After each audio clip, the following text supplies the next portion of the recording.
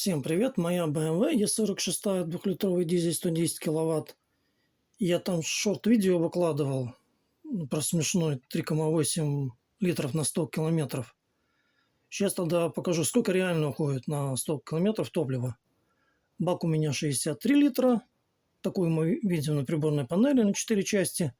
63 я разделил на 4. Получаем 15,75 литров.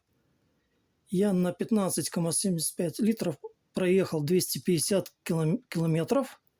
Что мы делаем?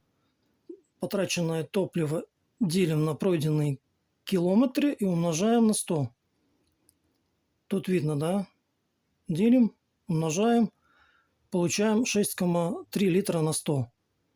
И реально тогда средний расход на 100 километров у меня составил 6,3 литров. Таким несложным способом можно высчитать реальный расход топлива. Всем пока!